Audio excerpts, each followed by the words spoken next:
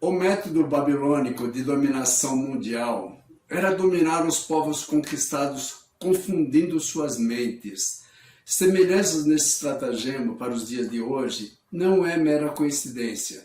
No entanto, muitos cristãos têm criado, ao longo de eras, interpretações equivocadas do livro de Daniel. Que seu dia seja de muita luz na presença de Jesus. Gotas de esperança. Babilônia mística. Queridos amigos e irmãos, infelizmente, muitas vezes, o que está por detrás disso é a intenção satânica de tornar o livro apenas um apetrecho literário da antiguidade ou uma excentricidade de lunáticos propensos a teorias da conspiração. Somente nos livraremos desses perigos se entendermos a maneira correta de interpretar os livros proféticos. Um princípio de interpretação profética é chamado de harmonia da Escritura. Esse princípio é resumido no seguinte ponto: visto que toda a Escritura é inspirada pelo mesmo Espírito e tudo nela é palavra de Deus, existe uma unidade e harmonia fundamental entre suas diversas partes. Em outras palavras, existe uma harmonia entre os livros proféticos. Um livro não contradiz o outro, e um livro esclarece e amplia a visão do outro. Nesse sentido, os livros de Daniel e Apocalipse estão intimamente ligados. Uma ligação muito importante entre os dois livros são as palavras que o apóstolo João usou e que só podem ser plenamente compreendidos se forem estudados à luz dos acontecimentos descritos no livro de Daniel. Uma dessas palavras é Babilônia. João menciona essa palavra 6 vezes no Apocalipse. Assim lemos em Apocalipse 14, verso 8. Um segundo anjo seguiu, dizendo: Caiu, caiu a grande Babilônia, que fez todas as nações beberem do vinho da fúria de sua prostituição. E sempre que ela é mencionada, envolve uma forte ideia de catástrofe, perseguição ou apostasia. Porém, é interessante notar que no tempo de João não existia um país ou um reino chamado Babilônia. Então, se não existia a Babilônia no tempo de João, e não existirá um país chamado Babilônia até o tempo do fim, por que João escreveu os seguintes textos?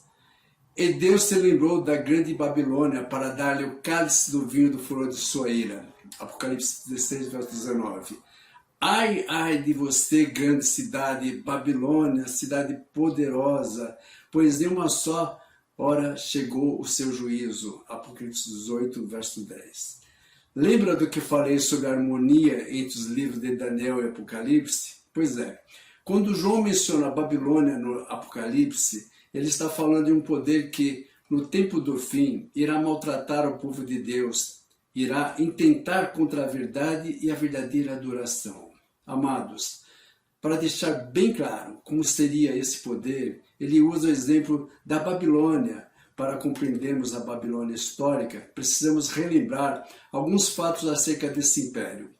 Nabucodonosor foi o seu principal monarca e, embora fosse um homem impiedoso, ele possuía inteligência e discernimento suficientes para não adotar uma política de opressão total ao governar os povos conquistados.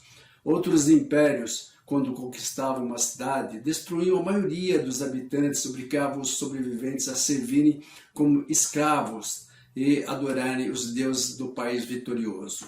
Babilônia não. Para começar, se não houvesse resistência, eles não destruíam as cidades conquistadas. Esse é um dos motivos pelo qual o profeta Jeremias pediu várias vezes para que Jerusalém não resistisse à Babilônia, nem tentasse pedir ajuda militar ao Egito.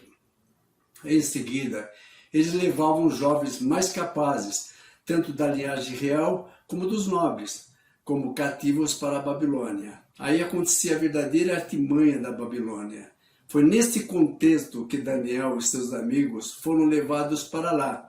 Imagine aqueles 4 jovens indo para a Babilônia como exilados e pensando: quando chegarmos na Babilônia, seremos escravizados, seremos chicoteados, seremos espancados e em seguida seremos mortos. Imagine a surpresa deles ao chegarem na Babilônia e não encontrarem cadeias, chicotes ou escravidão. O que aconteceu com eles estava fora de toda a compreensão de um exilado. Eles foram recebidos com honras e viram diante deles uma mesa com alimentação tirada das finas iguarias da mesa real e do vinho que o próprio Nabucodonosor bebia.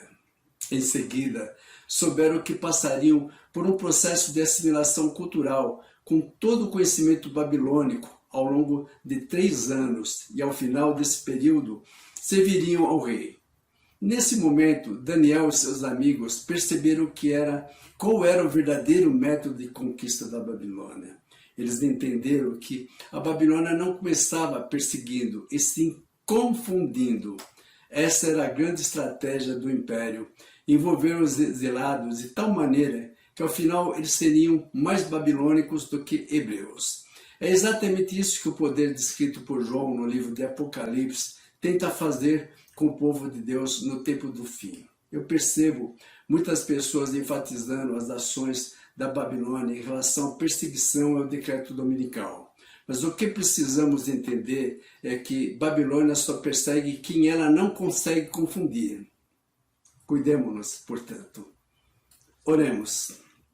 Nosso Deus, nosso Pai, fortalece nossa fé para que resistamos às artimanhas do inimigo, quando essa Babilônia que vivemos dos dias de hoje, essa confusão que tenta incutir em nosso coração, não tiver mais eficácia. Daí sim precisamos mais do que nunca estarmos preparados para a perseguição. Em nome de Jesus oramos. Amém. Escolha-se não contaminar-se com as iguarias do rei.